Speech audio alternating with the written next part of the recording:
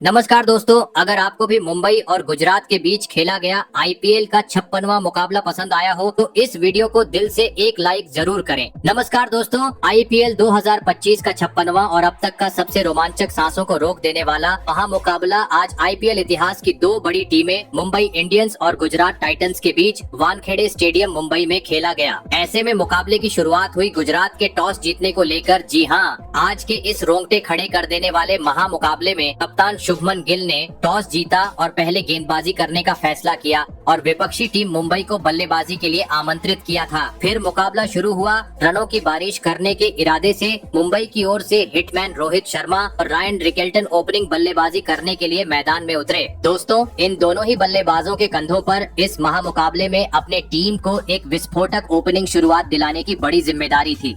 लेकिन मैच के दूसरे ही गेंद पर मोहम्मद सिराज ने टहलका मचा दिया। रायन रिकेल्टन को सिराज ने ऐसी गेंद पर फंसाया कि वो बल्ला अड़ाकर बैठे और गेंद सीधा फील्डर के हाथों में चली गई। सिर्फ 2 गेंद और 1 विकेट। मुंबई को बड़ा झटका लग चुका था। तीसरे नंबर पर बल्लेबाजी के लिए मैदान में आए इंग्लैंड के ढाकड़ बल्लेबाज विल जैक्स, जिनसे आज मुंबई को बड़ी उम्मीदें थीं। सिराज के ओवर में चौथी गेंद पर जैक्स ने हवा में शॉट खेला और गेंद सीधा गई फील्डर साई सुदर्शन की तरफ, लेकिन ये आसान सा कैच साई से छूट गया।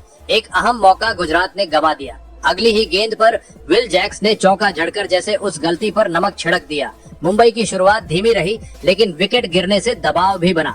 दूसरा ओवर लेकर आए युवा गेंदबाज अरशद खान, जिन्हें आज खास रणनीति के तहत टीम में शामिल किया गया था। अरशद ने सधी हुई गेंदबाजी की और सिर्फ 4 रन दिए, लेकिन तीसरे ओवर में मैच ने रफ्तार पकड़ी। एक बार फिर गेंद सिराज के हाथों में थी, लेकिन इस बार सामने थे विल जैक्स, जो अब सेट होने लगे थे। ओवर की पहली ही गेंद पर जैक्स ने लंबा छक्का जड़ा, गेंद हवा में और सीधे दर्शकों के बीच। अगली ही गेंद पर उन्होंने चौका लगाकर सिराज पर दबाव और बढ़ा दिया। ओवर की 5वीं गेंद पर अब रोहित ने भी आक्रमण किया। उन्होंने ऑफ साइड पर बेहतरीन टाइमिंग से चौका जड़ा। इस ओवर में कुल 15 रन आए और मुंबई ने मैच में वापस आने के संकेत दे दिए। 3 ओवर के बाद स्कोर था 25 रन पर 1 विकेट, लेकिन चौथा ओवर मुंबई के लिए फिर से मुश्किल भरा रहा। गेंदबाजी करने आए फिर से अरशद खान और इस बार उन्होंने वही काम किया जिसके लिए उन्हें चुना गया था, रोहित शर्मा का विकेट। अरशद ने ऑफ स्टंप के बाहर एक गेंद फेंकी, जिस पर रोहित ने बड़ा शॉट खेलने की कोशिश की, लेकिन बल्ले का किनारा लगा और गेंद सीधे प्रसिद्ध कृष्णा के हाथों में जा पहुंची। वानखेड़े में सन्नाटा छा गया। रोहित सिर्फ 8 गेंदों में 7 रन बनाकर लौट गए। 27 रन पर मुंबई का दूसरा विकेट गिर चुका था। ये विकेट खास इसलिए भी था क्योंकि रोहित शर्मा को बाएं हाथ के गेंदबाजों के खिलाफ कमजोरी मानी जाती है और गुजरात ने इसी रणनीति के तहत सुंदर की जगह अरशद को मौका दिया और दाव सटीक बैठा। इस ओवर में सिर्फ 2 रन आए और एक बड़ा विकेट गिरा। अरशद खान हीरो बन चुके थे। अब मुंबई के लिए बैटिंग करने उतरे सूर्य कुमार यादव और उन्होंने आते ही अपनी क्लास दिखानी शुरू कर दी। 5वां ओवर करने आए प्रसिद्ध कृष्णा। सूर्या ने पहली ही गेंद को कवर के ऊपर से शानदार चौके में तब्दील किया। अगली गेंद पर फिर चौका, इस बार स्क्वायर लेग की दिशा में। 2 लगातार चौकों से दबाव गुजरात पर आ गया। 5वीं गेंद पर सूर्या ने एक और बड़ा शॉट खेला, लेकिन इस बार गेंद हवा में गई और साई किशोर के पास गई। कैच का मौका था, लेकिन ये कैच भी छूट गया। गुजरात के फील्डर्स आज लापरवाह नजर आए। इस जीवन दान के बाद सूर्या ने अगली ही गेंद पर चौका जड़कर जैसे चेतावनी दी। इस ओवर में कुल 16 रन आए और मुंबई ने फिर से वापसी की कोशिश शुरू कर दी। छठे ओवर में तो विल जैक्स ने अरशद खान को बुरी तरह से धो डाला। पहली ही गेंद पर जैक्स ने एक तगड़ा शॉट लगाते हुए चौका जड़ दिया। फिर तीसरी गेंद पर एक और चौका जड़कर टीम के 50 रन पूरे कर लिए। विल जैक्स शानदार लय में दिख रहे थे। उनका कैच ड्रॉप करना गुजरात को भारी पड़ता दिख रहा था। इसके बाद चौथी गेंद पर भी विल जैक्स ने एक और चौका जड़ दिया, लेकिन 5वीं गेंद पर अरशद ने एक मौका जरूर बनाया था, लेकिन चूक गए। मिड विकेट पर खड्डे सिराज कैच पकड़ सकते थे, लेकिन उन्होंने आसान सा कैच ड्रॉप कर दिया। गुजरात ने 2 विल जैक्स के 2 कैच ड्रॉप कर दिए थे, जो उन्हें काफी भारी पड़ रहा था, क्योंकि विल जैक्स एक बड़ी पारी खेलने के लिए तैयार थे। पावर प्ले के 6 ओवर के बाद मुंबई का स्कोर था 2 विकेट पर 56 रन। 7वां ओवर एसआई किशोरे लेकर आए। पहले 5 गेंदों में उन्होंने कसी हुई गेंदबाजी की और सिर्फ 4 रन दिए, लेकिन फिर ओवर की आखिरी गेंद पर विल जैक्स ने छक्का जड़कर ओवर को खराब कर दिया। इस ओवर में 10 रन आए। 8वां ओवर राशिद खान लेकर आए। इस ओवर में भी पहली 5 गेंदों पर कोई बाउंड्री नहीं आए, लेकिन ओवर की आखिरी गेंद पर इस बार सूर्या ने चौका जड़कर और विल जैक्स के साथ 50 रनों की साझेदारी पूरी कर ली।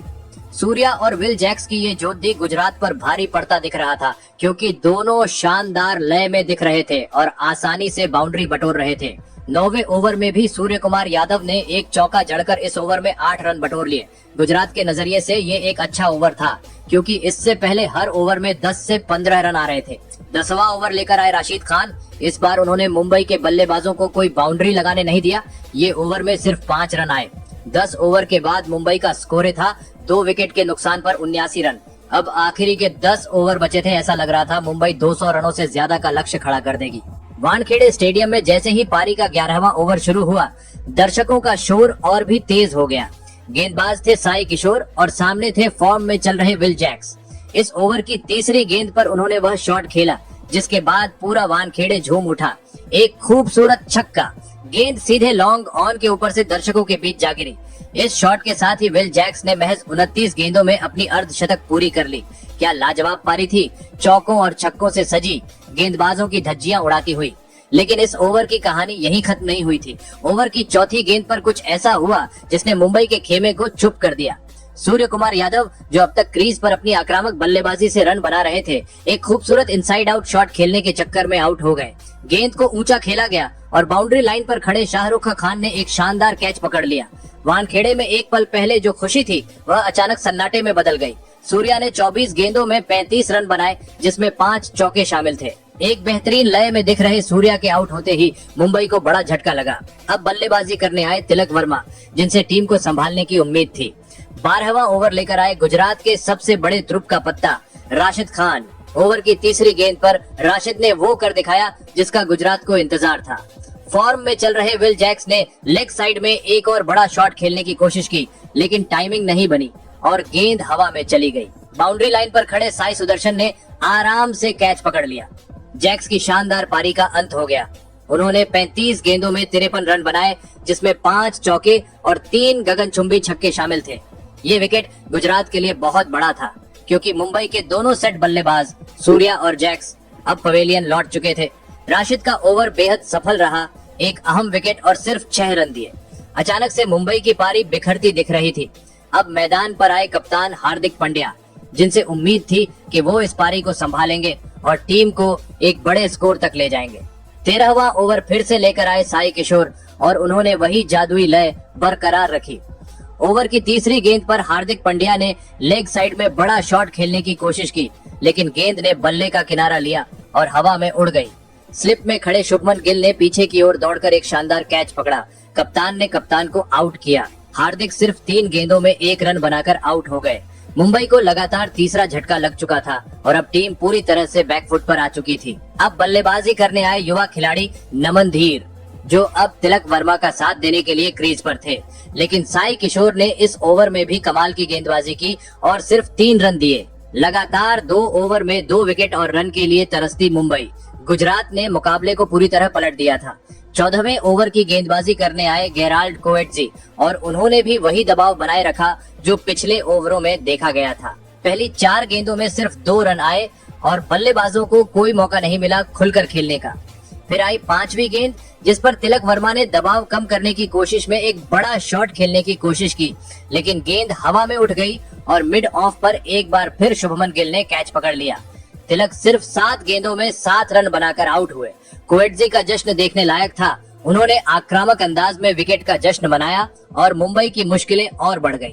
114 रन के स्कोर पर मुंबई का छठा विकेट गिर चुका था।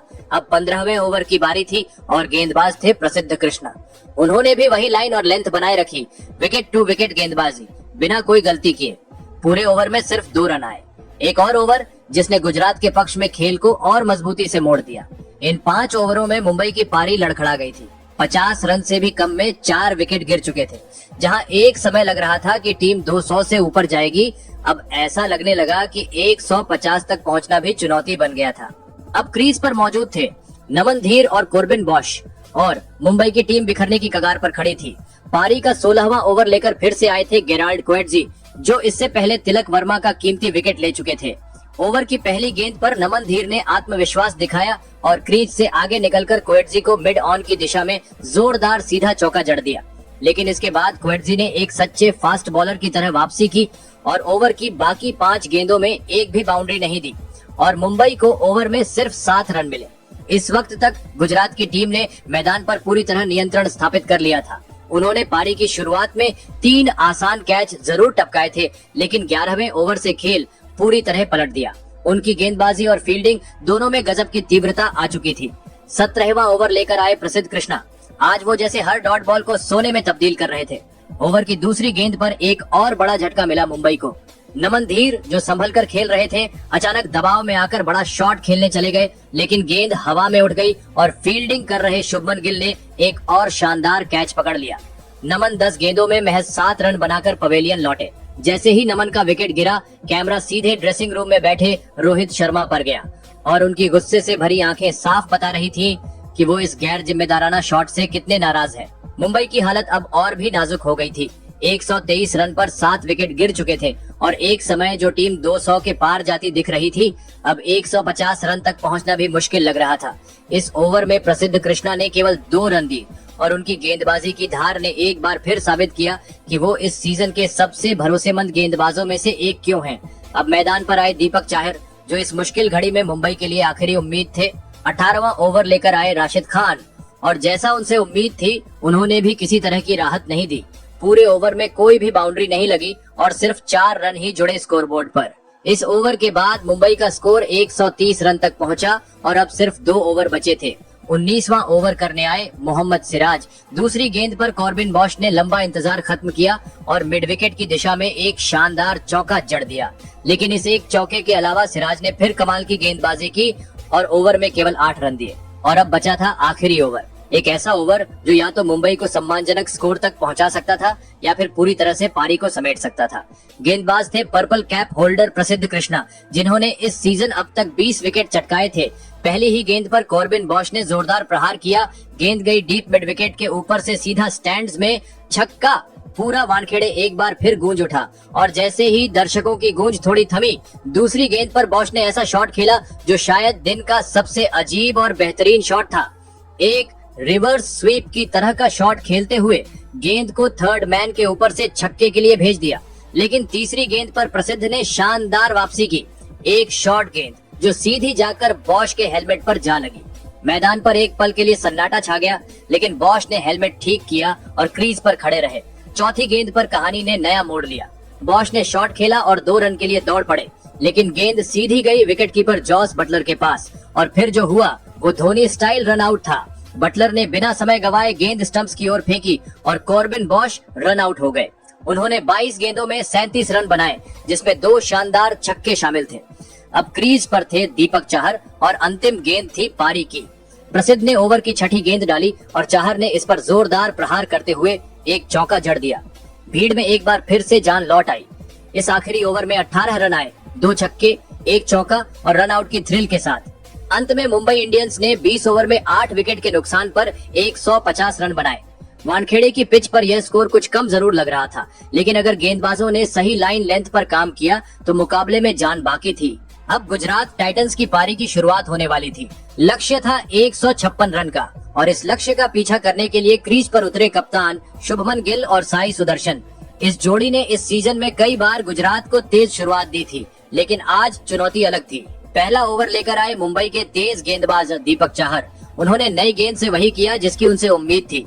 तेज हवा में मूव करती गेंदें, ऑफ स्टंप के बाहर उठती हुई स्विंग और बल्लेबाजों को खामोश करने वाली लाइन लेंथ। हालांकि इस ओवर की दूसरी गेंद पर साई सुदर्शन ने एक बेहतरीन ड्राइव खेलकर चौका जरूर जड़ा, लेकिन इसके बाद दीपक ने अपनी लाइन को टाइट रखा और बाकी ओवर में कोई रन नहीं लुटाया। नतीजा केवल 6 रन ओवर में आए और दबाव बरकरार रहा। अब गेंद थामी ट्रेंट बोल्ट ने, जो स्विंग गेंदबाजी के बादशाह माने जाते हैं। वानखेड़े की हवा अब उनके लिए जैसे वरदान साबित हो रही थी। दूसरे ओवर की तीसरी गेंद पर बोल्ट ने एक लाजवाब आउट स्विंगर डाली। गेंद ऑफ स्टंप के बाहर मूव हुई और साई सुदर्शन का बल्ला उस गेंद को चूमता हुआ निकल गया। विकेट के पीछे खड़े रिकल्टन ने कोई गलती नहीं की और साई सुदर्शन महज 6 रन पर आउट हो गए। गुजरात को जल्द ही पहला झटका लग चुका था। अब मैदान पर आए जॉस बटलर, जिनसे उम्मीद थी कि वो पारी को स्थिरता देंगे, लेकिन ट्रेंट बोल्ट ने उन्हें भी सेट होने का मौका नहीं दिया और ओवर में सिर्फ 3 रन ही निकलने दिए। हवा अब तेज हो चुकी थी और आसमान में बादल मंडराने लगे थे। ऐसा लग रहा था कि कभी भी बारिश शुरू हो सकती है, लेकिन तब तक मुंबई के गेंदबाजों ने इस मौसम को अपने पक्ष में मोड़ लिया था।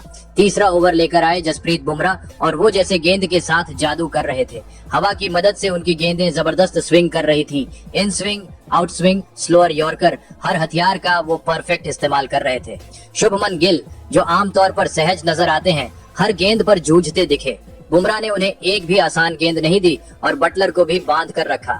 नतीजा, इस ओवर से केवल 3 रन आए और दबाव बढ़ता चला गया। चौथा ओवर फिर से ट्रेंट बोल्ट लेकर आए। गेंद हाथ में थी, आत्मविश्वास आसमान पर। ओवर की दूसरी गेंद थोड़ी सी लेग साइड पर मिस हो गई और शुभमन गिल ने मौका नहीं गवाया। लेग ग्लांस के जरिए चौका जड़ दिया। ये एक ऐसा शॉट था जिससे थोड़ा दबाव कम जरूर हुआ, लेकिन बोल्ट ने तुरंत वापसी की और बाकी गेंदें एकदम सटीक डाली। इस ओवर से 6 रन आए। अब मैदान पर फिर से बुमराह थे और ये था पारी का 5वां ओवर। इस ओवर में गेंद हवा में लहराते हुए इतनी तेजी से स्विंग हो रही थी कि गिल और बटलर दोनों बार चकमा खा रहे थे। गेंद कभी अंदर कभी बाहर। बुमराह जैसे बल्लेबाजों के धैर्य की परीक्षा ले रहे थे। इस ओवर से कुल 2 रन ही बने। गिल और बटलर दोनों के चेहरे पर उलझन साफ दिखाई दे रही थी और अब 5 ओवर के बाद गुजरात टाइटंस का स्कोर था 21 रन पर 1 विकेट। ये एक बेहद धीमी और दबाव से भरी शुरुआत थी। 5 ओवर की बेहद धीमी शुरुआत के बाद अब जरूरत थी रफ्तार पकड़ने की। स्कोरबोर्ड पर दबाव बढ़ रहा था और अब गेंदबाजों पर हावी होने की बारी थी। ऐसे में छठा ओवर लेकर फिर आए ट्रेंट बोल्ट, जो अब तक अपनी स्विंग और टाइट लाइन लेंथ से बल्लेबाजों को बांधे हुए थे, लेकिन इस बार जॉस बटलर ने तय कर लिया था कि अब चुप नहीं बैठेंगे। ओवर की पहली ही गेंद पर उन्होंने एक बेहतरीन लैप शॉट खेलते हुए डीप फाइन लेग के ऊपर से शानदार छक्का जड़ दिया। यह शॉट जितना साहसिक था उतना ही स्टाइलिश भी। पूरे वानखेड़े में शोर गूंज उठा, मगर बोल्ट ने अपने अनुभव से वापसी की और अगली 5 गेंदों पर सिर्फ 2 रन ही दिए, जिससे ओवर में कुल 8 रन ही आए। पावर प्ले के 6 ओवर के बाद स्कोर था 1 विकेट पर 29 रन। अब खेल अपने उस मोड़ पर था जहां गुजरात को किसी बड़े ओवर की दरकार थी और यही मौका लेकर आए दीपक चाहर, जो इस मैच में काफी सटीक गेंदबाजी कर रहे थे, लेकिन बटलर अब खुल चुके थे। दूसरी गेंद पर उन्होंने कवर ड्राइव से जबरदस्त चौका जड़ा और फिर आखिरी गेंद पर मिड विकेट के ऊपर से एक और चौका लगाकर ओवर में कुल 11 रन बटोर ली। ये अब तक का गुजरात के लिए सबसे बड़ा ओवर साबित हुआ। अब बारी थी 8वें ओवर की और गेंद थामी खुद कप्तान हार्दिक पांड्या ने, लेकिन मैदान पर जोश से भरे जॉस बटलर ने कप्तान की गेंदों को भी बख्शा नहीं। ओवर की दूसरी ही गेंद पर उन्होंने एक और क्लासिक चौका जड़ दिया, जो गेंदबाज और कप्तान दोनों के आत्मविश्वास पर चोट जैसा था। इसी चौके के साथ गुजरात का स्कोर 50 रन के पार पहुंच गया, लेकिन दूसरी ओर शुभमन गिल का संघर्ष अब भी जारी था। वो गेंदें झेल रहे थे, टाइमिंग नहीं बन रही थी और रन गति धीमी कर रहे थे। 25 गेंदों पर महज 15 रन बना चुके गिल पर दबाव साफ नजर आ रहा था, लेकिन इसी ओवर में हार्दिक ने एक नो बॉल फेंकी, जिसने गुजरात को बड़ा मौका दिया। फ्री हिट पर शुभमन गिल ने लंबा छक्का मारकर जैसे सारी कुंठा एक ही शॉट में निकाल दी। ये छक्का सिर्फ 6 रन नहीं था, बल्कि गिल के आत्मविश्वास की वापसी का संकेत था। इस ओवर में 2 चौके, 1 छक्का, 3 वाइड और 2 नो बॉल के साथ कुल 18 रन आए। गुजरात की पारी में पहली बार ऐसा ओवर दिखा जिसने दर्शकों के दिलों की धड़कनों को तेज कर दिया। इसी ओवर के दौरान गिल और बटलर के बीच 50 रनों की साझेदारी भी पूरी हो गई, जो 43 गेंदों में आई थी। ये साझेदारी अब मैच की दिशा बदल सकती थी। 9वां ओवर लेकर आए करण शर्मा, एक अनुभवी स्पिनर जिनकी भूमिका थी रन गति को थामना, और उन्होंने वही किया। पूरे ओवर में एक भी बाउंड्री नहीं दी। उन्होंने गिल और बटलर को शॉट्स के लिए मजबूर किया, लेकिन फील्डिंग सटीक थी, जिससे सिर्फ 5 सिंगल रन ही मिल सके। अब पारी का 10वां ओवर और मैदान पर एक अनोखा दृश्य। दरअसल मुंबई के ऑलराउंडर कॉर्बिन बॉश को पहली पारी में गेंद सिर पर लगने के कारण बाहर जाना पड़ा था और उनकी जगह लिए गए कंकशन सब्स्टिट्यूट अश्विनी कुमार अब गेंदबाजी के लिए आए। उन्होंने भी करण शर्मा की ही तरह सिर्फ 5 रन दिए और गुजरात को एक बार फिर बांध दिया। 10 ओवर के बाद गुजरात का स्कोर था 1 विकेट पर 68 रन। अब अंतिम 10 ओवर में उन्हें जीत के लिए 88 रन और चाहिए थे। शुभमन गिल और जॉस बटलर दोनों 28-28 रन बनाकर सेट थे, लेकिन अब जरूरत थी एक तेज तर्रार साझेदारी की जो मैच को एक तरफा बना दे। पारी के 11वें ओवर में एक बार फिर गेंद थामी करण शर्मा ने। गुजरात को अब हर ओवर में रन चाहिए थे और शुभमन गिल भी अब धीरे धीरे अपनी लय में लौटते नजर आने लगे थे। ओवर की तीसरी गेंद पर उन्होंने करण की लेंथ बॉल को मिड विकेट के ऊपर से जबरदस्त चौका जड़ दिया। ये शॉट गिल के बढ़ते आत्मविश्वास का संकेत था। पूरा ओवर मिला जुला रहा, कुल 8 रन आए और गुजरात की पारी ने धीरे धीरे रफ्तार पकड़नी शुरू कर दी। लेकिन फिर आया 12वां ओवर और यहीं से शुरू हुई असली कहानी, रोमांच, नाटकीय मोड़ और किस्मत के रंग। गेंदबाजी करने आए कंकशन सब्स्टिट्यूट अश्वनी कुमार, जो पहले ही अपने सटीक बॉलिंग से सबको चौंका चुके थे। ओवर की दूसरी ही गेंद पर शुभमन गिल ने एक बड़ा शॉट खेलने की कोशिश की, लेकिन गेंद हवा में उठ गई। मिडोनन पर खड़े तिलक वर्मा के पास सीधा आसान कैच था। पूरा वानखेड़े सांस रोककर देख रहा था, लेकिन जैसे ही गेंद उनके हाथों से छिटकी और जमीन पर गिर गई, मुंबई के चेहरे लटक गए और गुजरात के खेमे में राहत की सांस भर आई। गिल को मिला जीवनदान इस मैच के रुख को पलट सकता था, लेकिन अश्वनी कुमार ने हिम्मत नहीं हारी। उन्होंने अगले ही गेंद पर शानदार वापसी की। इस बार सामने थे जॉस बटलर, जो सेट थे और तेजी से रन बना रहे थे।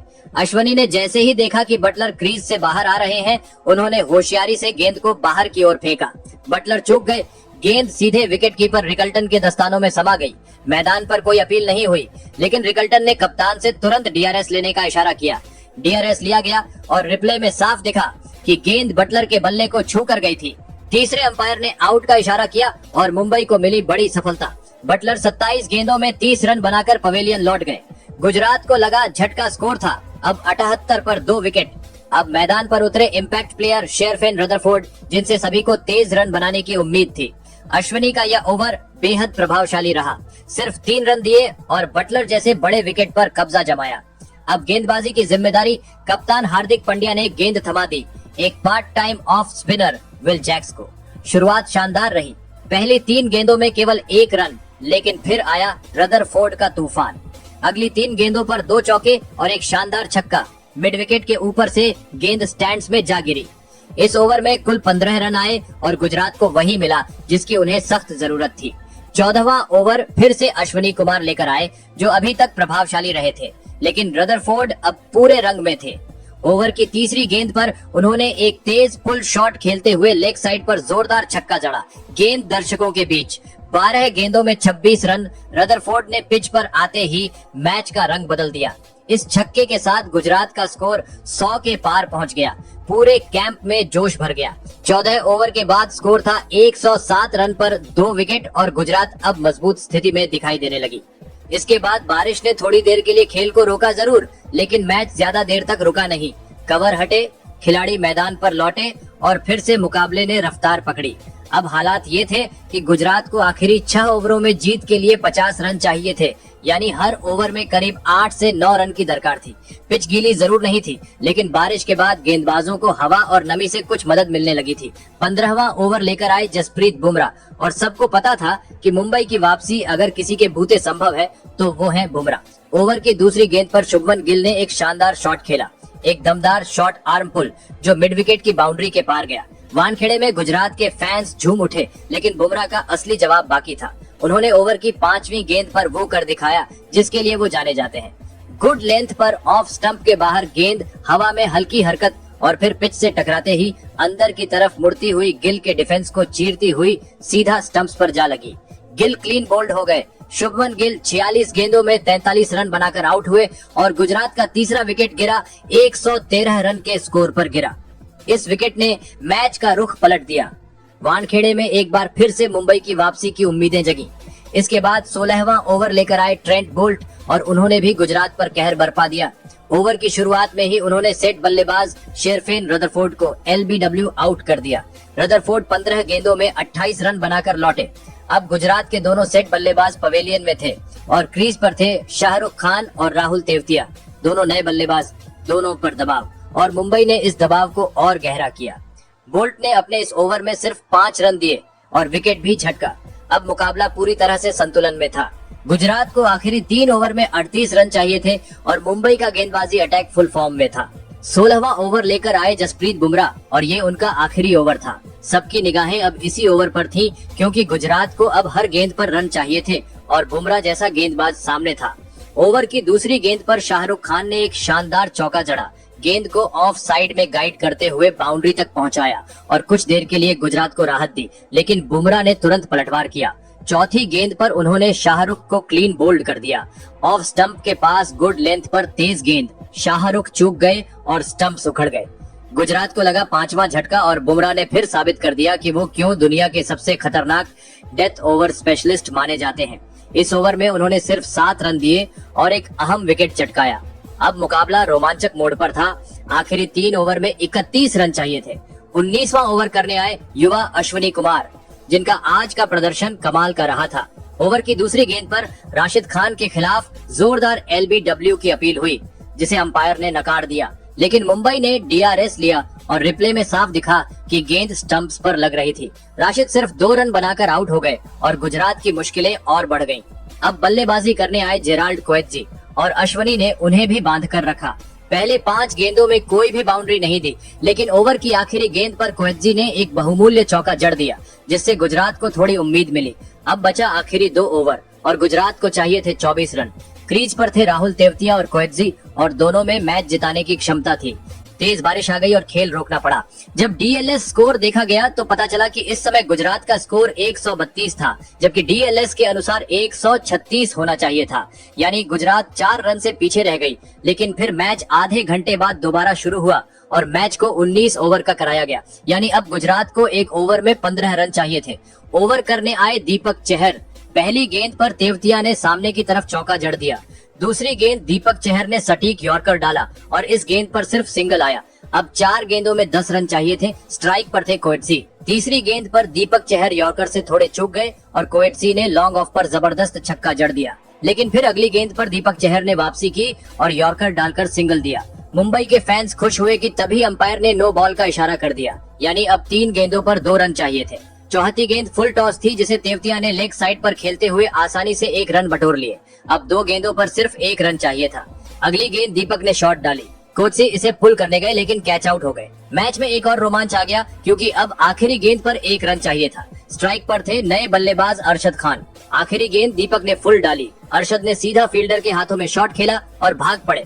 हार्दिक के पास रन आउट का अच्छा मौका था, लेकिन वो स्टंप्स को नहीं मार सके और अरशद ने 1 रन कंप्लीट कर दिया और मैच गुजरात जीत गई। मुंबई के सभी खिलाड़ी दंग रह गए, क्योंकि अगर हार्दिक यहाँ डायरेक्ट हिट मारते तो मैच सुपर ओवर में चला जाता, लेकिन यहाँ कप्तान से ही बड़ी गलती हो गई। इस तरह गुजरात ने इस मैच को 7 रनों से जीत लिया। आपको बता दे, मुंबई के खिलाफ मिली इस धमाकेदार जीत के साथ अब गुजरात ने पॉइंट टेबल पर अपना पहला स्थान काबिज कर लिया है। तो वही फिलहाल अब मुंबई चौथे स्थान पर 14 पॉइंट के साथ मौजूद है। आपको बता दे, इस रोमांचक मुकाबले में ऐतिहासिक जीत हासिल करने के बाद गुजरात के कप्तान शुभमन गिल को मैन ऑफ द मैच से नवाजा गया, जहां पर उन्होंने मैन ऑफ द मैच का अवार्ड लेते हुए मुंबई के प्रशंसकों के सामने एक बड़ा बयान रखा। शुभमन गिल ने कहा, आज का मुकाबला काफी शानदार था। मुझे खुशी है कि आज के मुकाबले में हम मुंबई जैसे बड़े टीम को हरा पाए। एक वक्त जसप्रीत बुमराह और ट्रेंट बोल्ट ने हमारे 2 बड़े बल्लेबाजों के विकेट झटक लिए थे, जिस कारण हम अचानक से दबाव महसूस करने लगे थे। जब मैं बल्लेबाजी कर रहा था तब मुझे लक्ष्य काफी आसान नजर आ रहा था, लेकिन जैसे ही मैंने अपना विकेट गंवाया, मेरे साथ मेरी पूरी टीम दबाव महसूस करने लगी। बारिश के कारण बड़े शॉट लगाने में काफी कठिनाई का सामना करना पड़ रहा था, क्योंकि गेंद रुककर बल्ले पर आ रही थी।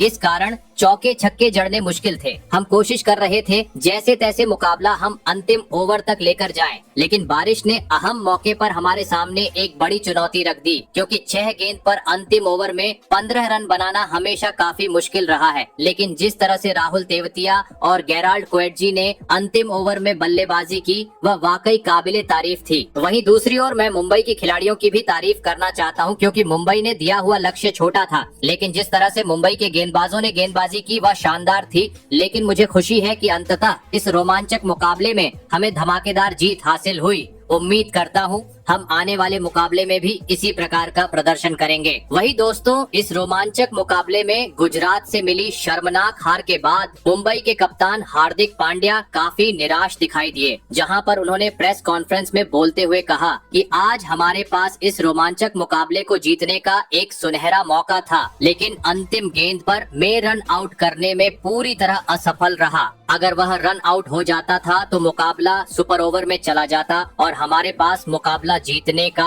और एक अवसर रहता, लेकिन मेरी गलती के कारण रन आउट नहीं हो सका, जिस कारण मैं आज के हार का कारण खुद को मानता हूँ। तो दोस्तों, आपको क्या लगता है इस साल कौन सी टीम IPL के किताब को अपने नाम करने में सफल हो पाएंगी? कमेंट करके जरूर बताइएगा। धन्यवाद।